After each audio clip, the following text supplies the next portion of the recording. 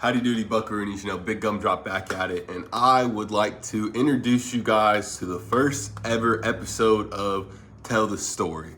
I'll give you guys a little short rundown on what this little series is going to be about, and if you want more details, I'll link that video below. But what Tell the Story is about is finding people from the outdoor realm and having them tell me a story about a time that they went into nature, and then finding an artist to create something based on that story.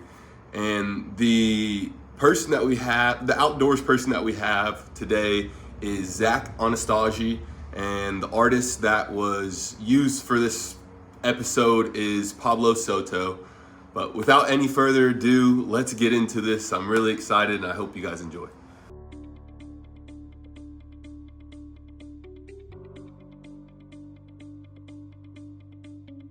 So what is your name and where are you from? My name is Zach Anastasi. I'm from Lincoln, Nebraska. Lived here all my life. Go to school here, go to work here. And that's me. Where do you go to school? I go to the University of Nebraska-Lincoln. I'm a junior and I'm studying criminal justice and psychology. Tell me a little bit about your outdoors experience or your history in the outdoors. So I've been fishing for about as long as I can remember. Hunting, not as long. I didn't really start seriously hunting until 5 years ago. As far as fishing goes, I've always done it pretty much. I just grew up with it, remember doing it from the time I was little. It's always been a part of my life, I guess. I don't remember not fishing. Do you remember the first time you ever went fishing? I do. Well, no, I remember the first fish I caught, but I don't know if that was the first time I went fishing. But for that, my dad took me fishing on my grandma's property, and I caught this little bluegill. It was that big. It was really cool. I caught it on this little kid rod. It was probably I don't know, Iron Man or something. I don't remember, but yeah, it was cool. So it's to my understanding that this past March you went down to Florida to do some fishing. Can you tell me a little bit more about that? I can. So me and a good friend of mine, Wyatt Stuckey, went to Florida to do some shark fishing. Well, we went to Florida for spring break, and then on a whim we were let's go fishing. We booked a trip for the next day, so we went to bed, woke up, had some food,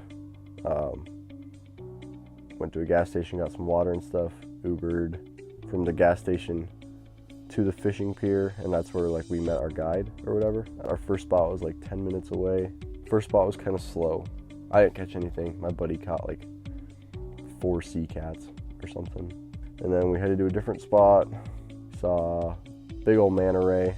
A big old manta ray jumped out of the water, which is pretty cool.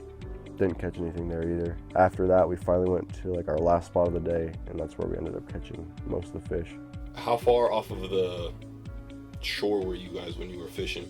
We were kind of under a big bridge, cars driving over this bridge or whatever, and we were kind of off of some of the pylons for that. As far as the shore, I mean you can see both sides clearly. If you had to, you could pretty easily swim to one end or the other. But it wasn't super deep either. I want to say it was 16 or 17 feet where we were catching them. What species were you guys catching when you were down there? Mostly sharks, or that's what we were trying to target, I guess.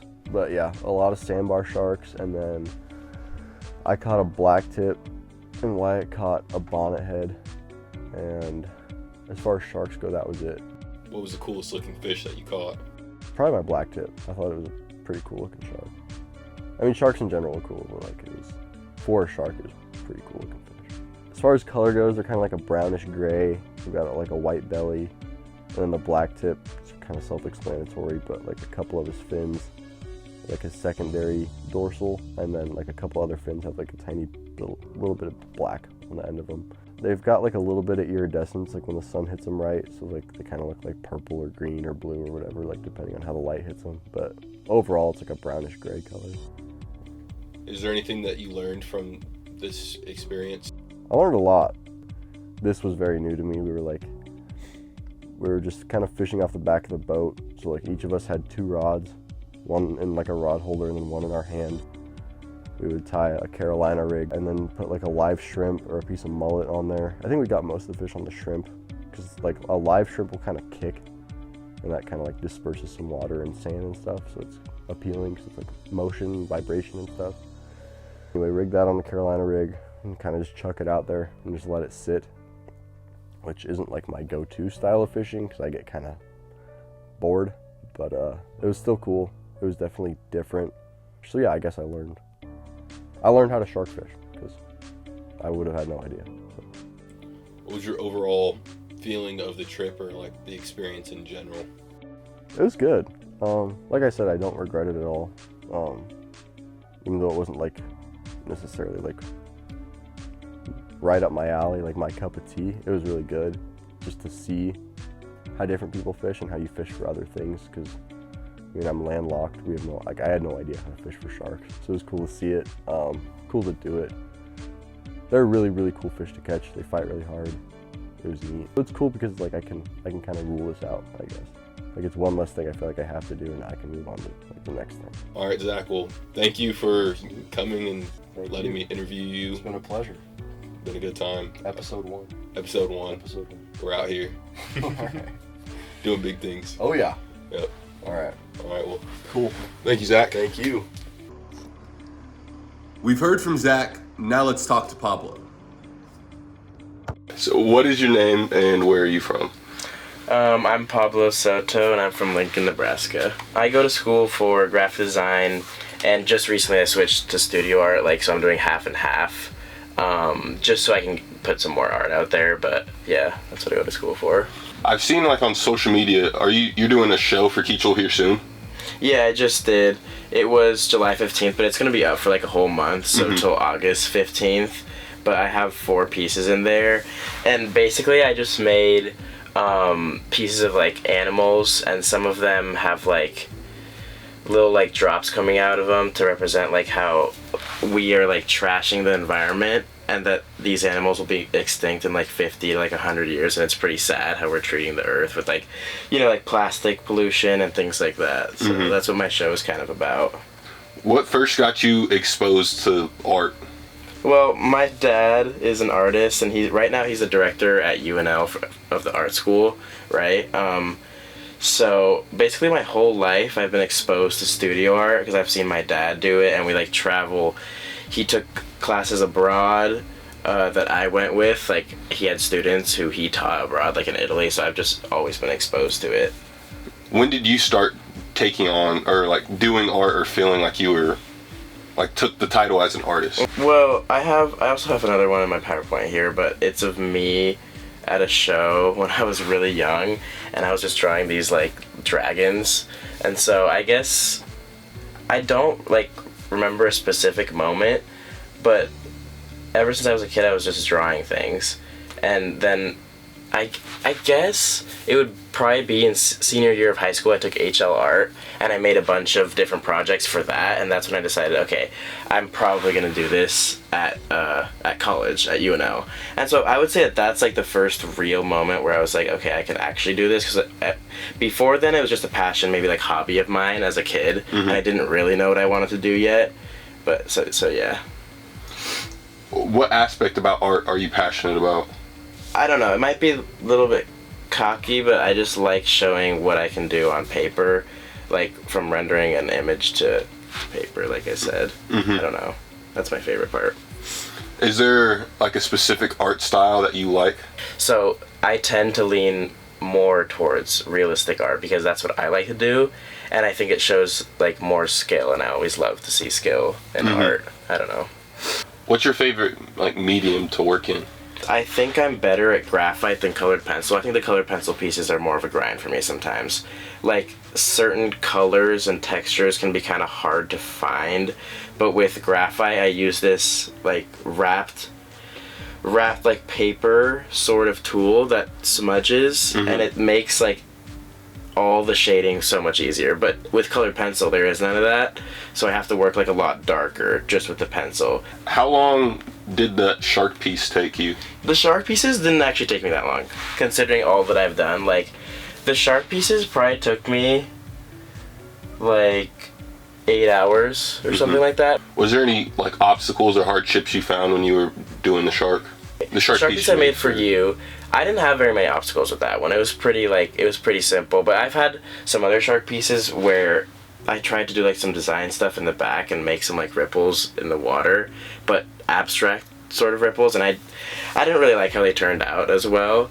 But with yours, it was actually pretty smooth, all of the process, I would say. I didn't think the biggest obstacle was probably just picking the photo, because you need to have a photo that has like a good amount of detail. So, because like my art will only be as good as like the photo will allow it to be with details. So a more detailed photo will help me. So I think that was probably the biggest step, honestly. Could you walk me through your selection process for like picking the photo and then what you did after you picked the photo? Well, it all just depends on like if I think the photo will fit the piece well. Like, I thought the photo I picked was cool because the paper could almost act like the water, because I could just have the ripples coming off of the fin so that it could seem like the shark was gliding through the paper. It's kind of like a little illusion. And so once I pick the piece, I just start going on the paper, and it's pretty simple like that. Have you ever been a part of a project kind of like what we have going on here? No, I don't think so. This is the first for me. I'm excited about it. I'm excited about it too. Going into it, was there anything like that you were nervous about? In this? No, not really. I also really like you, and I want to support you and what you do. But it's also always like, I would say like a blessing to put out more art. Like, as long, it doesn't really matter. Just every opportunity I can get to make more art, I think is worth it. So I think it's good. Is there anything like artistically that you would want people to know, or just anything I didn't ask throughout the interview? I think I will say that I think people sometimes tend to take art a little too seriously, almost. Like, I think it's good to have a message, but I think art can simply just be fun as itself. Like, some of the art pieces I make, there's no real message behind it, instead of like that I just wanted to explore the form of something, or I just had fun making it and rendering it. And I think that like a lot of people want a deeper meaning behind something, so it can feel like validated, but I don't think it necessarily needs to. Now it's great if it does, if it has like a meaning, and it has like some sort of like a thing, like it could be like a symbol for like change or something like that. That's great, but it doesn't have to be. So yeah. And then also I think art is a great escape from reality. I think that's what a lot of like human activities are based around, like movies and like video games. It's all just fun, like an escape from reality, and I think that's what art should be. So yeah. A little outlet. Yeah, basically. Just like any hobby would be. Well, thank you for being willing to be a part of this project and kind of be part of the guinea pig group as we figure out what's going on. Well, and thanks all that for interviewing me, letting me share my side of how I feel about art and everything. For sure. I'm pretty sure we will be working together in the future on some cool stuff. Yeah, and I'm excited for it. Thank you. Thank you. First off, I want to thank everybody for sticking around for this long, for finishing the video. I hope this was something that was interesting and something that you enjoyed. I had a lot of fun making it, and going forward, I have a lot of new ideas, and I'm really excited to see where this can go. If you guys are interested in buying this art piece that was created by Pablo Soto, you can either contact me on Instagram, Facebook. You can get on my website and I'll have my contact information there. You can shoot me an email, anything like that. I'll also link down below a couple other ways that you can contact me if you're interested in it. If you guys are interested in, or if you're an artist and you're interested in possibly doing something like this or being a part of a project in the future, shoot me a DM, contact me somehow, and let's talk, let's connect. Possibly we can work in the future. And if you think you got a really cool story that you just want to tell, hit me up. Let's do something. Let's work. That's really all I got for you guys. Like I said, I can't tell you guys enough how much I appreciate it, all the support that you've shown me just throughout different things that I'm doing. I'm really excited to see just what all this has to hold in the future and what we can do. So without anything else, without wasting any more of your guys' time, Big Gum Dropout. I forgot to let you guys know that there's also a podcast element to this. So if you guys want to check out like the full extent of both of those interviews, you can go ahead and click that podcast link down below, and it will have the interview from Zach and with Pablo, but fully fleshed out, all the details, no cuts, and all that good jazz. But yeah, that's all I got for you guys now. Big Gum Dropout.